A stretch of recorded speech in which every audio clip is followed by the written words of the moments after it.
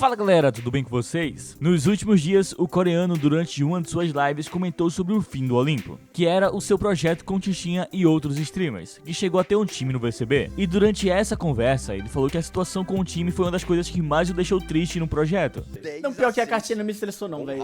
A única coisa que eu fiquei muito triste foi o time do VCB. Porque, pô, nós valorizávamos os caras, fizemos uma proposta aumentando lá e os caras não toparam, velho. E aí ficaram sem org e mó cota, né? Ficaram como D7 e depois foram pro Corinthians e não recebem salário. Isso me deixou um pouco triste. Ele acertar esse ultimate e o King acertar o veneno na soma era muito. Mas as cartinhas não me estressavam não. A Hub me deixou triste também. A gente se estressou por coisa diferente. E essa fala repercutiu. O Vai Pro Chão postou o seguinte no Twitter: sabe qual foda? Sempre critiquei a Riot sobre a criação das franquias. Sempre critiquei org X ou Y por atos que nem precisa falar. Mas depois do que o coreano disse na live, onde tentaram renovar com a line-up do Olimpo do VCB e recusaram receber cada jogador 1.500, tentaram negociar, mas preferiram jogar sem org, é foda. Não estamos falando de um time que era campeão na época, estamos falando do segundo pior do campeonato. Quase perdeu a vaga do VCB e ainda queria exigir aumento de salário. Risos. Então assim, às vezes tem jogador por aí colhendo o que outros do cenário plantaram e estão plantando, infelizmente. E o Xion, que era um dos jogadores do projeto, respondeu: isso nunca aconteceu, nunca recusamos o salário que nos foi oferecido. A ideia de parar de manter o time como Olimpo veio do próprio pessoal do Olimpo e não por uma recusa nossa. É claro que vocês têm que apontar o dedo pra culpar alguém e tirar uma casquinha, é fácil demais fazer isso. O que o coreano disse em live mais de uma vez não é verdade. Talvez vocês precisassem ter um pouco mais de precaução antes de falar dessas coisas. A ideia de parar o apadrinhamento veio por parte do pessoal do Olimpo, nos deixando com um dia pra procurar organização para nos representar. Nossa relação com o Tichinha sempre foi boa, até hoje somos muito gratos pela confiança e ajuda que ele nos deu. Pois é, e o próprio Tichinha comentou na postagem: guys, o que rolou com os meninos do Olimpo foi o seguinte: eles fizeram uma proposta de salário, eu disse que só conseguiria pagar menos, eles disseram que iriam pensar. Eu resolvi sair do projeto por outros motivos já citados. Não tem culpa de ninguém nisso, os meninos sempre foram muito honestos e sinceros comigo e com o Olimpo. E o Xion respondeu Tichinha: só uma leve correção, Tisha, pra ninguém não ter a impressão que fomos ingratos com sua ajuda. Você já iria aumentar nosso salário pro Split 2. Nós da D7 nunca recusamos ou pensamos sobre isso. A única coisa que foi negociada foram os valores da vaga do VCB. Quem também comentou a publicação do Vai Pro Chão foi o Plets, que estava no projeto e atualmente é coach do MBR inclusivo. Terceira vez que esse assunto é falado, inclusive falei com o coreano ontem e expliquei o que aconteceu. Estava tudo certo, faltando poucos dias para começar o camp. O Tisha disse que não ia conseguir continuar com a gente por alguns motivos, e tentou ajudar a gente a conseguir um patrocinador ou org. Somos gratos pela ajuda do Olimpo naquele período, infelizmente não foi possível continuar. Pois é rapaziada, a postagem do Vai Pro Chão repercutiu bastante e os jogadores do Olimpo aproveitaram para apresentar seus pontos de vista sobre toda a situação. Mas e aí, qual a sua opinião sobre tudo isso? Já deixa aí nos comentários e vamos para a próxima notícia.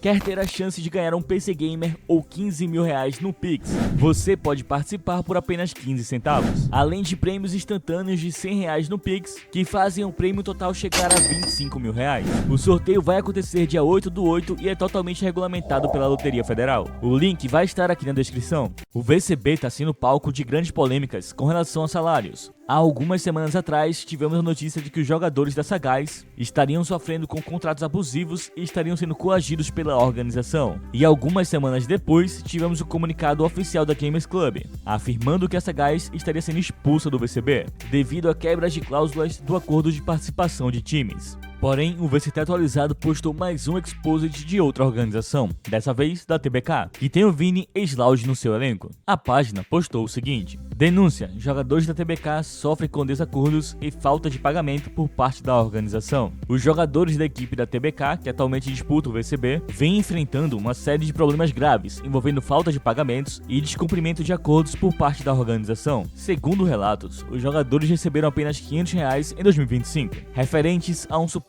acordo de R$3.000 mensais para todo o elenco, jogadores e comissão técnica, valor que deveria ser dividido entre todos. No entanto, esse pagamento só foi realizado uma única vez no ano, no mês de junho, deixando os atletas praticamente sem nenhuma remuneração durante toda a temporada. Além disso, apesar de ser acordado que os jogadores receberiam 80% da premiação da primeira etapa desse ano, o repasse ainda não foi pago pela organização, que tem até o dia 10 para efetuar os pagamentos aos jogadores. Outro ponto ponto crítico é que os jogadores estão atuando sem contrato desde o início do ano, o que infringe as regras da própria Riot Games e da Gamers Club, responsáveis pela regulação do cenário competitivo de Valorant no Brasil. Além disso, os jogadores não têm recebido apoio e nem estrutura da organização para competir no VCB. Os atletas que participaram do Media Day, por exemplo, tiveram que arcar com as despesas de deslocamento do próprio bolso, sem receber reembolso por parte da TBK. A organização chegou ainda a recusar propostas de parcerias com outros times, que melhorariam as condições financeiras do elenco. A B-Bold, por exemplo, havia oferecido arcar com metade de um salário mínimo para cada jogador,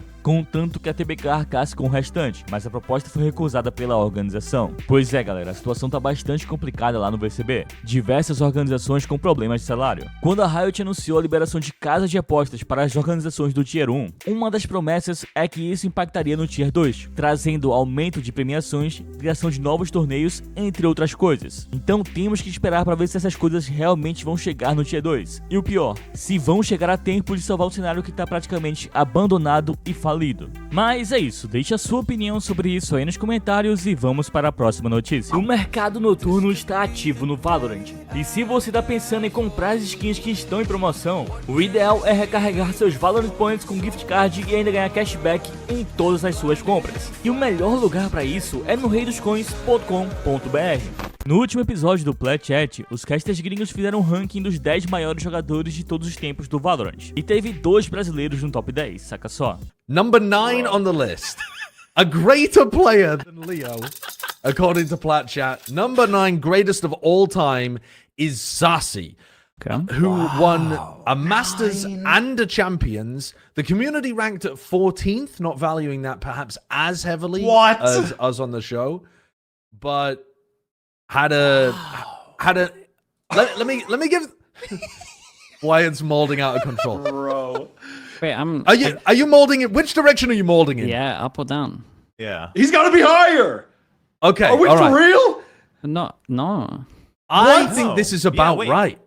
I Really? agree. Yeah, I agree. okay Wow, with this. I have him. Not Okay, a Wyatt, give the huge sell amount then. higher. Sell this guy. Sell the bold. Well, I'll tell you now. I have him in 6th because of he hits so many important factors for me in terms of longevity, multiple championships with multiple rosters. He was within his region. He was the best early days. He had a stretch of time where he was like, aside from, until Aspas came in, he was the best player for me in Brazil for a while, until Aspas came and then became the best player in Brazil with the 2 of them on Loud, where they had a super dominant year. He's a Champions winner. Goes to a team where he's then speaking English, fucking wins again, has another really solid year with Sen, and has all of the leadership abilities that was so important for them in terms of the team culture that year as well. He just hits so many important factors for me. I think that I agree with everything that you've said. The thing that brought him down from 6th to about this level on my list, though, was that I felt like his reign of being, like you said, I agree with you that there was a time that he was the best player coming out of Brazil.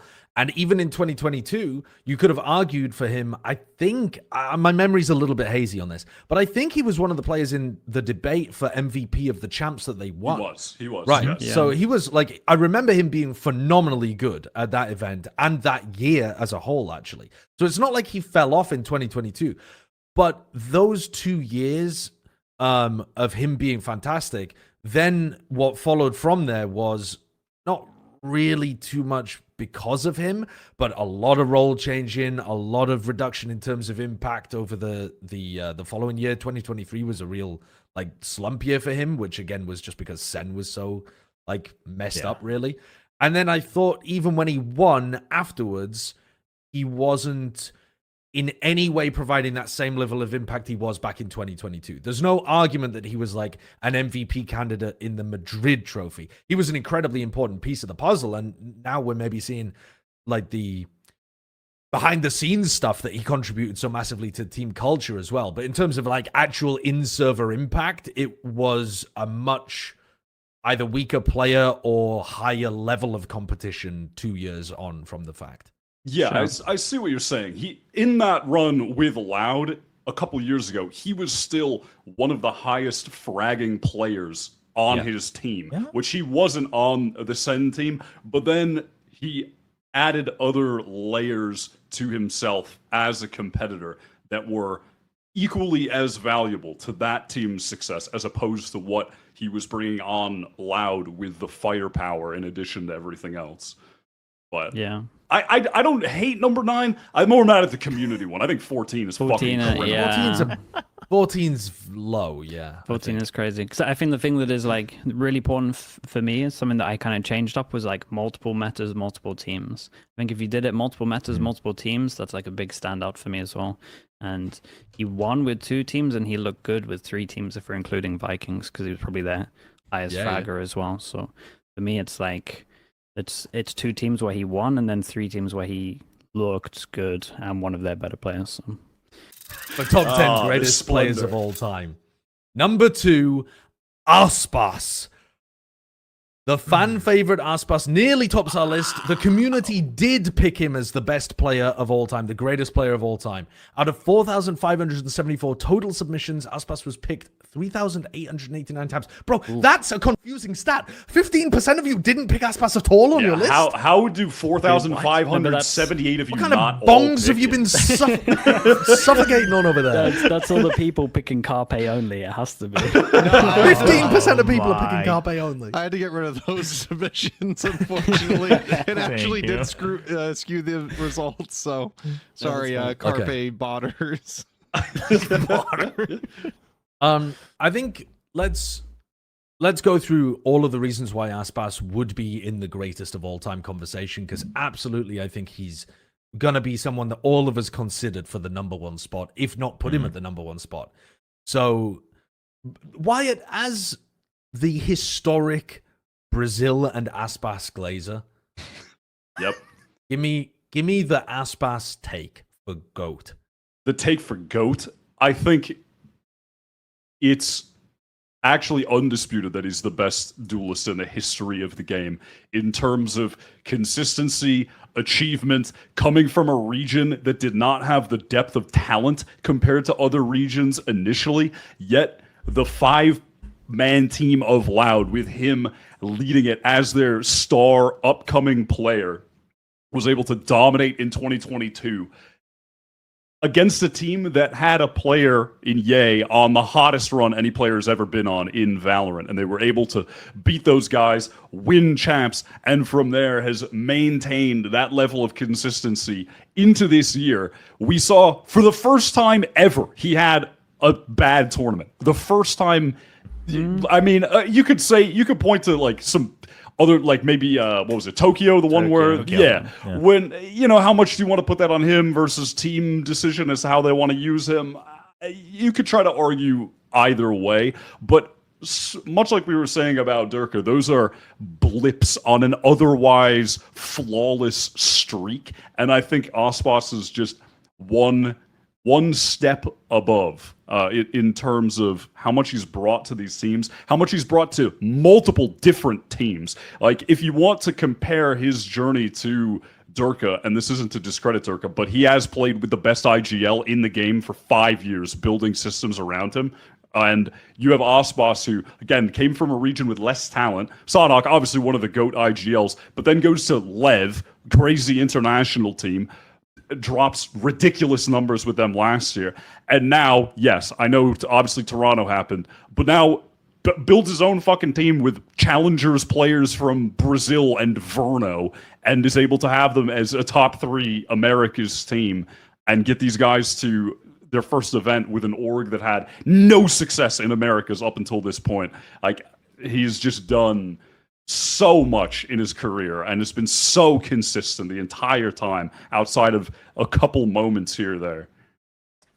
Yeah, he's just the best. I think he's just the best mechanical player in the game. I think that's like something that speaks to volumes as well. Like, even if you just look at all the multiple teams, like you said, everything that you said, like if you just literally just look at his raw skill, it's so insane. It is, yeah. And he's doing this on a nerfed Jett. This is a lot of times, like, especially if you do like a direct comparison to like how Tens was playing Jett and how Aspas like plays Jet.